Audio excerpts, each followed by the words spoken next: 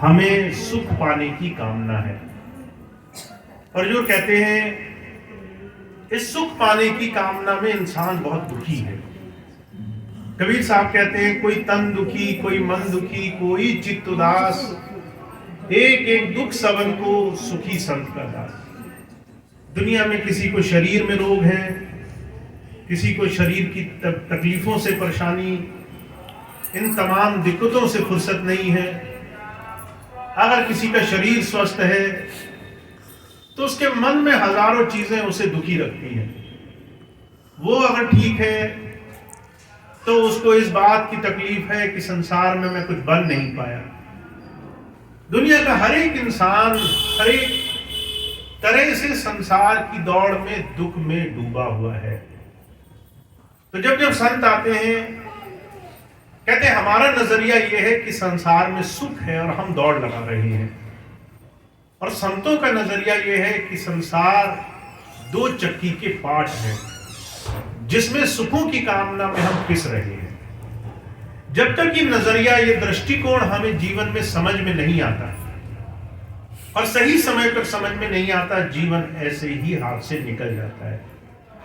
कबीर साहब इसका इलाज भी बता रहे हैं। कहते चाकी चाकी हर कोई कहे, किल्ली कहे ना कोई, जे कोई किल्ली से लग रहे बाल न बाका होए। पुरानी चाकी जो जिसमें हम कुछ भी अनाज पीसने के लिए डालते थे तो बीच में किल्ली हुआ करती थी। उस किल्ली के इर्द गिर्द जो दाने रह जाते थे वो बचे रह जाते थे। उस किल्ली से जो खिसक करके पाटों के बीच में चले गए उनका पिसना तय है, पर जो किल्ली से लगा रहा वो बचा रहेगा। तो जो कहते हैं ऐसी किल्ली, ऐसा सेंटर पॉइंट, ऐसे बीच का साधन हमारे जीवन में होना बहुत जरूरी है।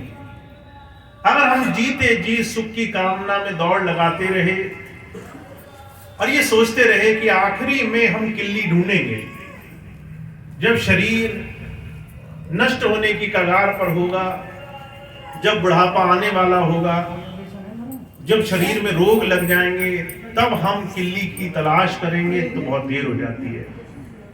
हमारे स्वामी जी महाराज अक्सर फरमाया करते थे एक इंसान सारा जीवन इस जीवन को विषय भोग आनंद विलास के लिए जीता है।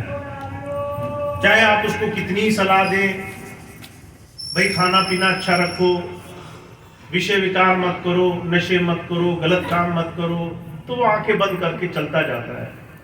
कहता है मूर्खता की बातें हैं।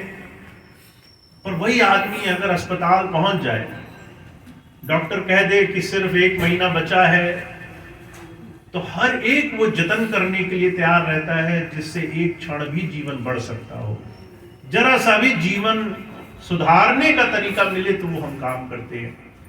मैंने ऐसे ऐसे लोगों को देखा जो जीवन भर इस शरीर को भोगते रहे, चाहे जिस तरीके से भी हो, इस शरीर का अनादर करते रहे।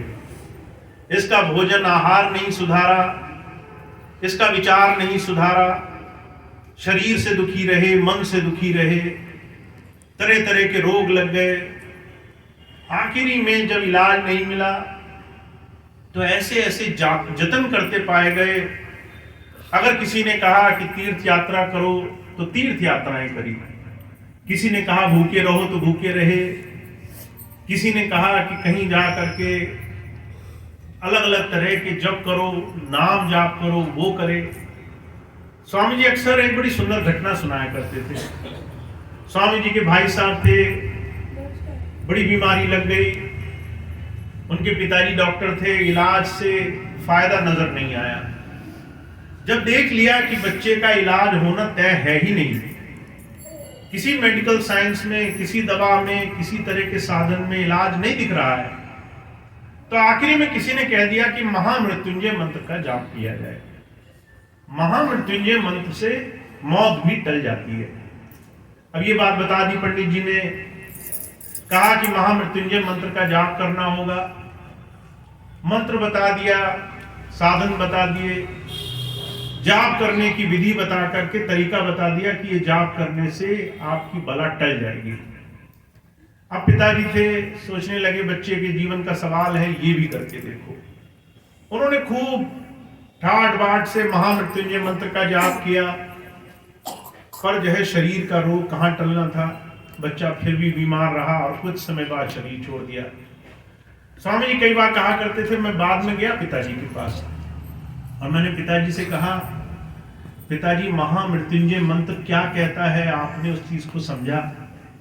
तो पिताजी कहने लगे, समझता तो मैं सब हूं, पर जब अंत समय, जब तकलीफ, जब परिस्थिति परेशानी आती है, इलाज नहीं मिलता, तो हम कई बार ऐसे काम भी करते हैं जो समझबूझ से हम बेकार समझते हैं, जो जानते हुए भी कि काम नहीं आएगा, हम वो साधन भी करने के लिए विवश हो जाते हैं। तो स्वामी जी कहा करते थे, मैंने ऐसे ऐसे लोगों को देखा जिन्होंने समय गुजरने के बाद कोशिश करी और हाथ कुछ नहीं आया। तो संतों का नजरिया इस संसार का क्या है कि ये जीवन हर क्षण, हर सांस के साथ बड़ी तेजी से दो चक्की के पार्ट की तरह चलती हुई स्थिति है, और इसमें आपको अपने जीवन में किल्ली, सेंटर पॉइंट की तलाश करनी है। वो सेंटर पॉइंट क्या है? हुजूर कृपाल सिंह जी महाराज कहा करते थे, सुख दुनिया में, संतप्ति दुनिया में, हमारे जीवन में जो संतोष है उसकी शुरुआत अंदर से होगी। ये जीवन हम चाहे इसे बाहर खोज रहे हो कि बाहर की चीजों से हमारे अंदर सुख आएगा, पर ये जीवन हमारे अंदर से शुरू हुआ है। हमारे शरीर के अंदर कोर से इस जीवन की शुरुआत हुई है। इसी के अंदर वो बीज पड़ा है जहां पर सुख, समृद्धि, इसके अंदर ही वो जीवन में संतोष की उत्पत्ति होगी। जब तक अंदर सुख नहीं उपजेगा, बाहर नहीं आएगा। जब तक अंदर जीवन में हमारे वो रास्ता नहीं खुलेगा, तब तक बाहर का जीवन नहीं बदलेगा। महाराज जी बड़ी सुंदर मिसाल फरमाया करते थे, कहा करते थे, अगर आपने एक बीज लिया किसी पेड़ का, किसी फलदार वृक्ष का, तो उस बीज को अगर आपने सही तरीके से जमीन में बो दिया, उसको सही आपने माहौल दे दिया, खाद पानी दे दी, तो उसमें अंकुर फूट जाएगा। उस बीज की सेवा करने से वृक्ष बन जाएगा। पर अगर आप कोशिश करो कि कोई पेड़ है, उसकी टहनियों में पानी लगाओ, उसकी पत्तियों में पानी लगाओ, उसको बाहरी तौर से उसकी सेवा करो कि उसकी जड़ें मजबूत हो जाएं, तो ये उल्टी गति से कोई वृक्ष फलीभूत नहीं होता। तो हमारे स्वामी जी महाराज क्या कहते हैं? हमारे जीवन में अंतर, संतोष, सुख की उत्पत्ति का रास्ता हमें पा लेना है। उस रास्ते पर हमें जीवन को जीते जी चला लेना है, और ये रास्ता आपको तभी मिलेगा जब आपको जीवन में इस बात की सुध बुध आ जाए, जब आपके अंदर खुद उस दिशा में चलने का चाव उत्पन्न हो जाए। किसी के कहने से कुछ नहीं होता।